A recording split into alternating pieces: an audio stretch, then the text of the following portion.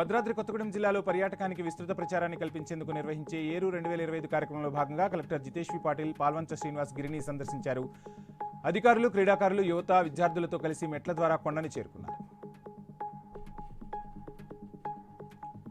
వనపర్తి జిల్లా కిల్లాగన్పూర్ మండలంలో ఇందిరమ్మ ఇంటి నిర్మాణ బిల్లులు ఆపడాన్ని ఖండిస్తూ మండల ప్రధాన కార్యదర్శి శిరసాల సాయినాథ్ బాధితులతో కలిసి సమావేశం నిర్వహించారు.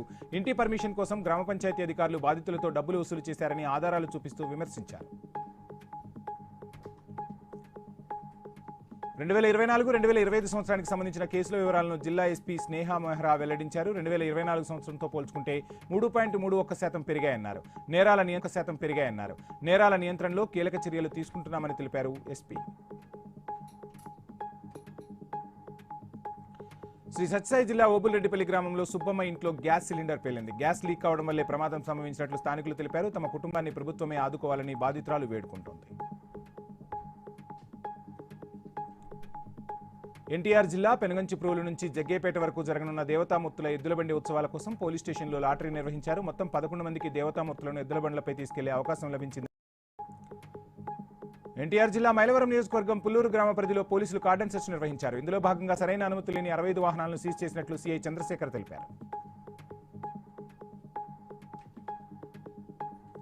ఏలూరు జిల్లా మరలగూడెం అడవి ప్రాంతంలో గుర్తుపట్టలేనంతగా ఉన్న మహిళ మృతదేహం లభ్యమైంది. అటుగా వెళ్తున్న పశువుల కాపర్లు పోలీసులకు సమాచారం అందించారు. ఘటనా స్థలానికి చేరుకుని పరిశీలించిన పోలీసులు కేసు నమోదు చేసి పోస్టుమార్టం నిమిత్తం జంగారెడ్డిగూడెం ఏరియా ఆసుపత్రికి తరలించారు. మేడ్చల్ జిల్లా ఏదులాబాద్కి చెందిన గట్టుపల్లి వెంకటేష్ ఉరివేసుకుని ఆత్మహత్య చేసుకున్నారు. 2019లో కేసరకు చెందిన మౌనికను వివాహం చేసుకున్న వెంకటేష్ భార్య నుంచి విడాకులు తీసుకోవడం ఇష్టం లేక ఆత్మహత్య చేసుకున్నట్లు పోలీసులు తెలిపారు. నిజామాబాద్ జిల్లా ఆర్మూర్లోని అంబేద్కర్ చౌరస్తా వద్ద బంగ్లాదేశ్ దిష్టిబొమ్మను దహనం చేశారు. దీపు చంద్రపై జరిగిన ఘటనను నిరసిస్తూ బజరంగ్ దళ్ ఆధ్వర్యంలో ఆందోళన చేపట్టారు. హిందువులపై దాడులను ఖండిస్తాం అంటూ నినాదాలు చేశారు. నాగర్ కర్నూలు జిల్లా కొల్లాపూర్లో సెమీ క్రిస్మస్ వేడుకలు ఘనంగా నిర్వహించారు. రాష్ట్ర ప్రభుత్వం తరపున ఏర్పాటు చేసిన క్రిస్మస్ ప్రేమ విందులో ముఖ్య అతిథిగా మంత్రి జూపల్లి కృష్ణారావు హాజరై కేక్ కట్ చేసి క్రిస్మస్ శుభాకాంక్షలు తెలిపారు.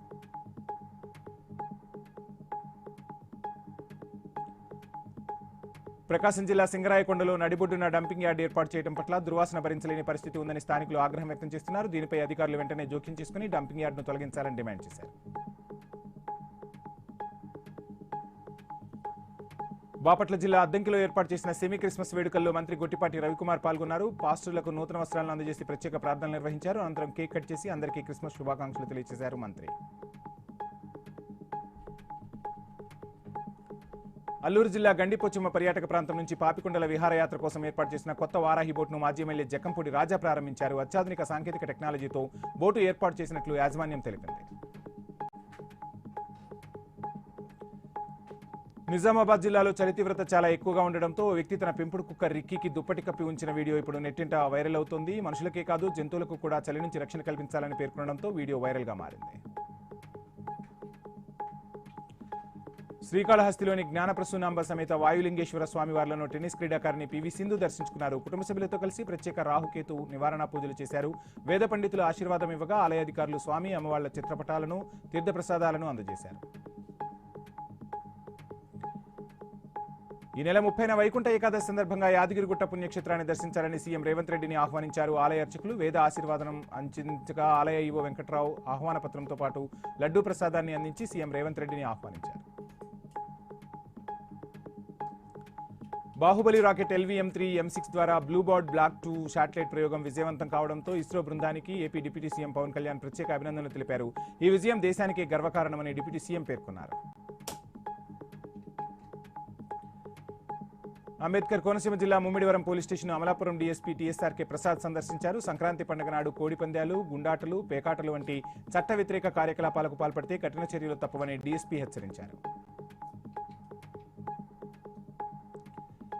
భద్రాద్రి కొత్తగూడెం జిల్లా కలెక్టరేట్ కార్యాలయంలో బ్యాంకింగ్ ఖాతాల పునరుద్ధరణపై అవగాహన సదస్సు నిర్వహించారు. ఆర్బీఐ, DFS సంయుక్తంగా చేపట్టిన నీ డబ్బు నీ హక్కు కార్యక్రమంలో జిల్లా కలెక్టర్ తేజ్వి పాటిల్ తల్ పాల్గొని పలువురు ఖాతాదారులకు క్లెయిమ్ సెటిల్మెంట్ పత్రాలను అందజేశారు.